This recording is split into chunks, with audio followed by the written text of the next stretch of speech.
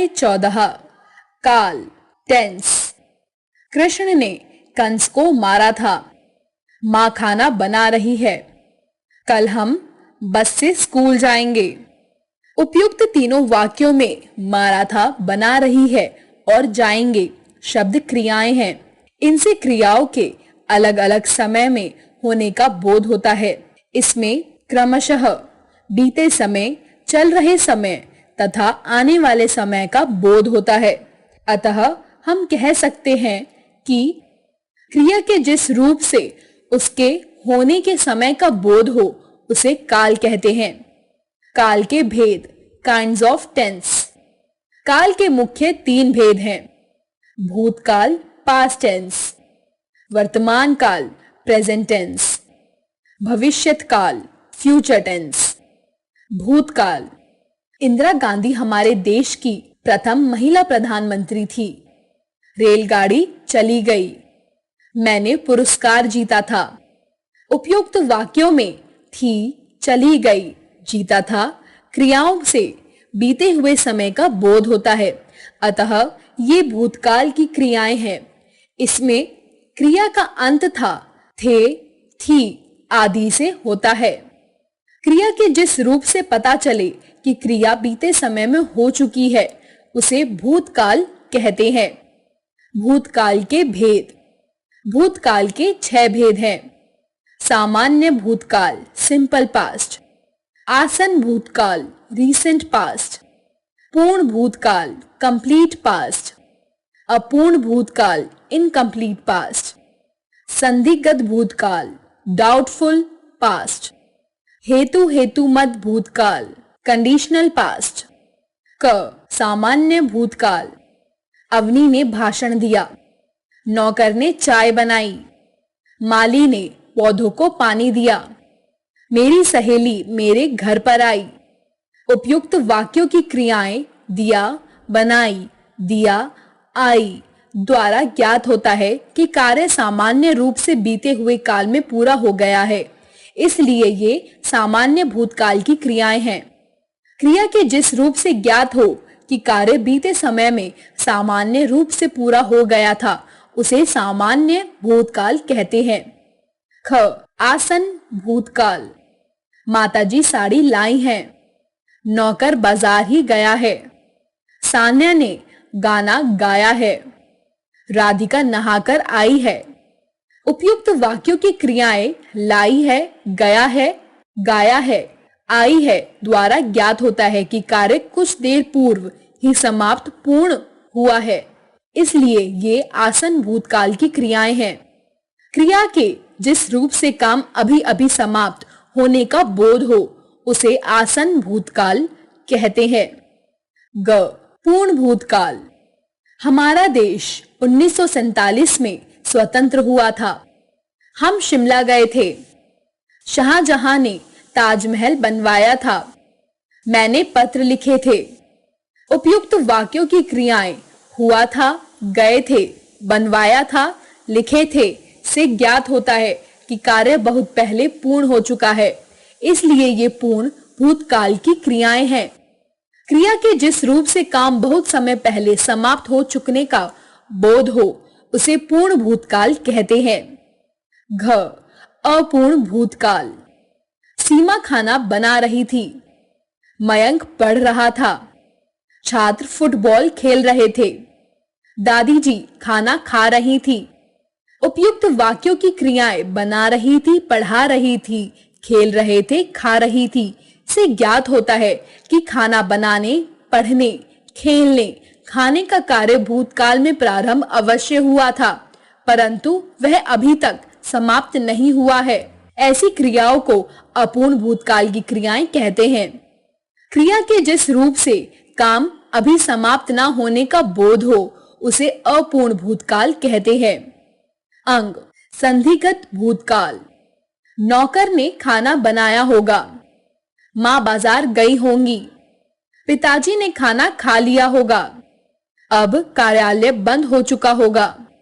उपयुक्त वाक्यों की क्रियाएं बनाया होगा, गई होंगी, लिया होगा, चुका होगा से ज्ञात होता है कि कार्य भूतकाल में पूरा हुआ या नहीं निश्चय के साथ इस संबंध में कुछ नहीं कहा जा सकता।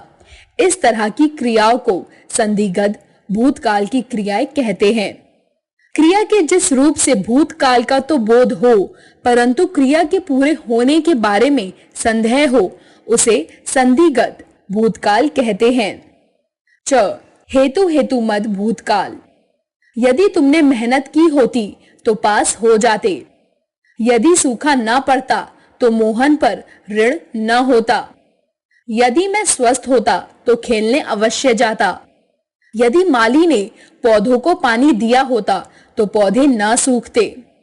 उपयुक्त वाक्यों की क्रियाओं को देखने से पता चलता है कि जो क्रिया भूतकाल में होनी थी वह नहीं हो पाई। केवल शर्त बता दी गई कि यदि ऐसा होता तो भूतकाल में कार्य संपन्न हो जाता। जिन क्रियापदों से भूतकाल में क्रिया के होने का संकेत तो मिलता है परंतु किसी कारण से हुई नहीं, वहां हेतु हेतु मद भूतकाल होता है। वर्तमान काल। बस आ रही है। नीरा चित्र बना रही है। नेहा खा रही है। उपयुक्त वाक्यों की क्रियाएं आ रही है, बना रही है, खा रही है कार्य के वर्तमान समय में होने का बोध करा रही है। अतः ये उदाहरण वर्तमान काल के हैं। क्रिया के जिस रूप से यह बोध हो कि कार्य अभी हो रहा है अर्थात कार्य चल रहा है, उसे वर्तमान काल कहते हैं। वर्तमान काल के भेद। वर्तमान काल के मुख्यतः 3 भेद हैं। क सामान्य वर्तमान काल प्रेजेंट इंडेफिनाइट। ख अपूर्ण वर्तमान काल प्रेजेंट कॉन्टिन्यूअस। ग संधिगत वर्तमान काल डाउटफुल प्रेजेंट। सामान्य वर्तमान काल। रवि बस चलाता है। आभा पढ़ती है। बच्चे खेलते हैं। हम बाजार जाते हैं। उपयुक्त वाक्यों में चलाता है, पढ़ती है, खेलते हैं, गाते हैं क्रियाओं द्वारा कार्य के वर्तमान काल में सामान्य रूप से होने का बोध होता है। अतः ये क्रियाएं सामान्य वर्तमान काल की।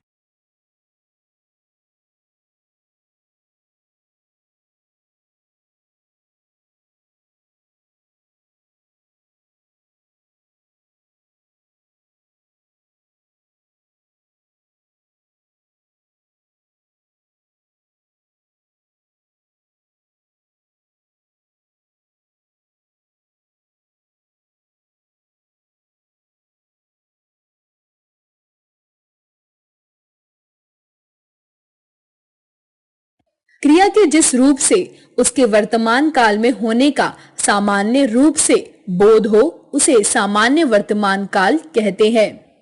अपूर्ण वर्तमान काल। आशा गीत गा रही है। हम विद्यालय जा रहे हैं। दर्जी कपड़े सिल रहा है। अध्यापिका बच्चों को पढ़ा रही है। उपयुक्त वाक्यों की क्रियाओं गा रही है, जा रही है, सिल रहा है, पढ़ा रही है से यह ज्ञात हो रहा कि वर्तमान काल में क्रिया अभी चल रही है, समाप्त नहीं हुई है। अतः ये क्रियाएं अपूर्ण वर्तमान काल की हैं। क्रिया का वह रूप जिससे ज्ञात हो कि क्रिया वर्तमान काल में आरंभ होकर अभी चल रही है उसे अपूर्ण वर्तमान काल कहते हैं। संधिगत वर्तमान काल। लड़कियां विद्यालय जाती होंगी। सुमन सोती होगी। मेहमान आते होंगे। मोर नाचते होंगे। उपयुक्त वाक्यों में जाती होंगी, सोती होगी, आते होंगे, नाचते होंगे क्रियाओं से ज्ञात हो रहा है कि कार्य वर्तमान समय में हो रहा है किंतु उसके पूर्ण होने में संदेह है। अतः ये संधिगत वर्तमान काल की क्रियाएं हैं। क्रिया के जिस रूप से क्रिया के वर्तमान काल में होने का संदेह हो उसे संधिगत वर्तमान काल कहते हैं। भविष्यत काल। मैं कल विद्यालय नहीं जाऊंगी। मेरा भाई कल आगरा से आएगा।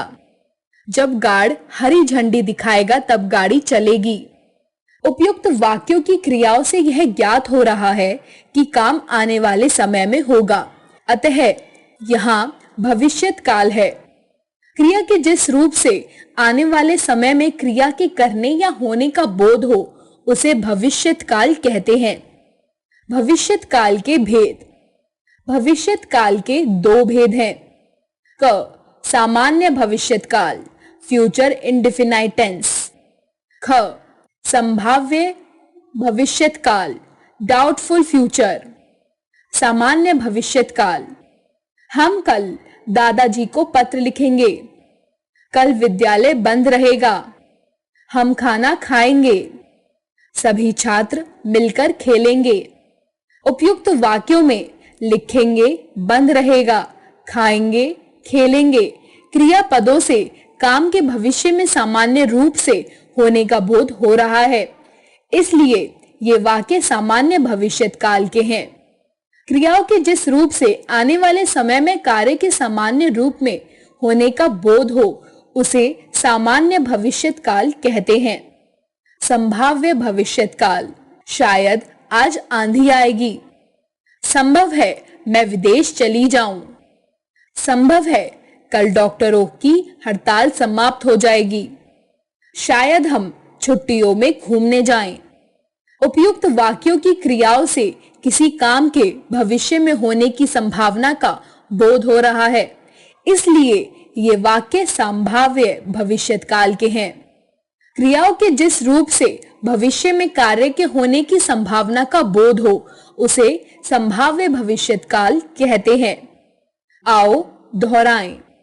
क्रिया के जिस रूप से कार्य करने या होने के समय का पता चले उसे काल कहते हैं। काल के तीन भेद हैं: भूतकाल, वर्तमान काल, भविष्यत काल। क्रिया के जिस रूप से यह पता चले कि कोई काम समाप्त हो चुका है उसे भूतकाल कहते हैं। भूतकाल के 6 भेद हैं: सामान्य भूतकाल, आसन भूतकाल, पूर्ण भूतकाल, अपूर्ण भूतकाल, संदिग्ध भूतकाल, हेतुमत भूतकाल। क्रिया के जिस रूप से यह पता चले कि काम चल रहे समय में हो रहा है उसे वर्तमान काल कहते हैं। वर्तमान काल के 3 भेद हैं: सामान्य वर्तमान काल, अपूर्ण वर्तमान काल, संदिग्ध वर्तमान काल। क्रिया के जिस रूप से यह पता चले कि काम आने वाले समय में होगा उसे भविष्यत काल कहते हैं। भविष्यत काल के 2 भेद हैं: सामान्य भविष्यत काल, संभाव्य भविष्यत काल।